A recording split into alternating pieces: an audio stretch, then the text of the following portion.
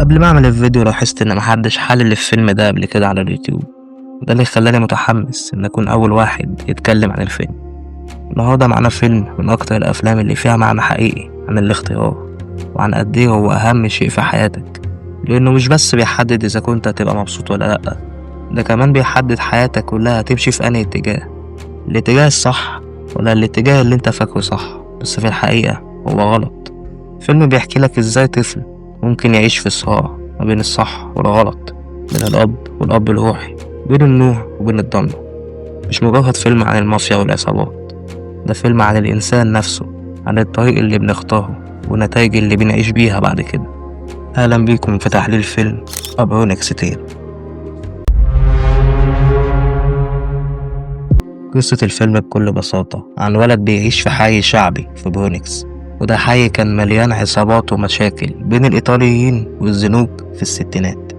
في يوم وهو طفل بيشوف جريمة قتل قدام بيته، وساعتها القاتل بيبصله في عينه. القاتل ده هو سوني، زعيم أكبر عصابة في الحي، وكله بيعمل له ألف حساب. بعدها البوليس بيجي وبيسأل الولد مين اللي قتل، لكنه ما بيقولش إن سوني هو القاتل. وساعتها سوني بيعجب بيه وبيبدأ يقرب منه، ومن هنا بتبدأ الحكاية، صراع بين طريق أبوه النزيه البسيط اللي شغال سواق، وطريق سوني اللي مليان سلطة وفلوس وخطر. الفيلم بالمناسبة من إخراج دينيرو اللي عمل دور الأب في الفيلم، والقصة دي حقيقية كتبها الممثل تشاز اللي قام بدور سوني في الفيلم، اللي هو نفسه كان الولد ده زمان، وفعلا عاش التجربة دي في حي برونكس. القصة كلها بتلف حوالين حاجة واحدة، الاختيار. ازاي كل لحظة في حياتك ممكن تكون اختبار، ولو اخترت غلط حياتك كلها تتشقلب. بطل الفيلم وهو طفل بيبص لسوني كأنه بطل، واحد عنده سلطة وفلوس والكل بيخاف منه وبيسمع كلامه. لكن أبوه شخص طيب وبسيط، وشايف الحقيقة إن سوني ده مهما كان قوي هو عايش تحت تهديد على طول، ونهايته محتومة. في وسط ده كله الولد بيكبر وهو مش فاهم هل يمشي في طريق أبوه اللي مليان تعب بس صح، ولا طريق سوني اللي فيه كل حاجة شكلها حلو لكنه غلط. الفيلم ما بيقدملكش إجابة سهلة، بيخليك تشوف الحاجتين وتفكر بنفسك، وده اللي مخلي الفيلم مميز جدا. ومش بيديك الموعظة بالمعلقة، لأ، هو بيحطك جوه دماغ الولد، يخليك تحس بالحيرة واللخبطة اللي هو عاشها، وتشوف انت لو مكانه هتعمل ايه. من أول مشهد الجريمة اللي شافها الولد، الفيلم بيديك فكرة عن الحي اللي هو فيه.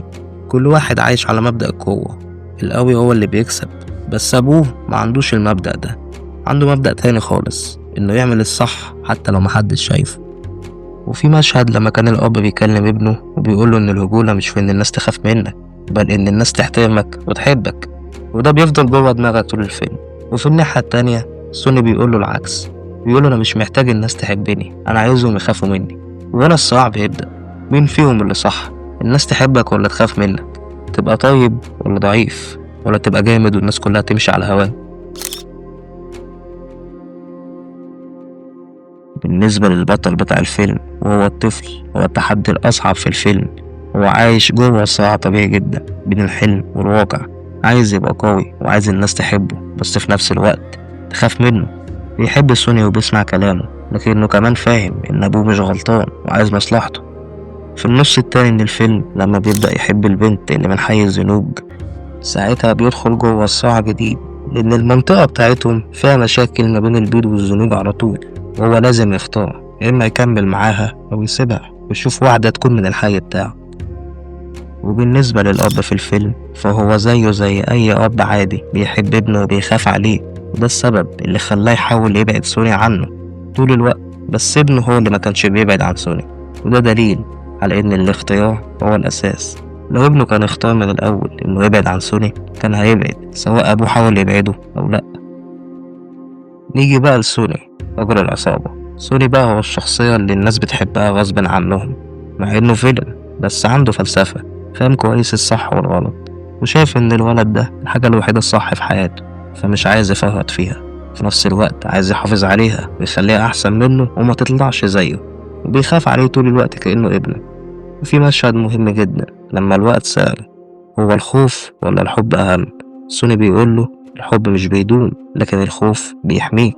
بس نهاية الفيلم نفت كل الكلام ده، لأن سوني مات مقتول بطلقة في دماغه وسط كل اللي بيخافوا منه، وده معناه إن الخوف عمره ما بيحميك، الحب والاحترام هما اللي بيفضلوا بعدك. عشان كده الوحيد اللي كان فعلا بيموت من جواه كأن الطلقة جت فيه هو كان الولد، لأنه بيحبه بجد مش بيخاف منه بس.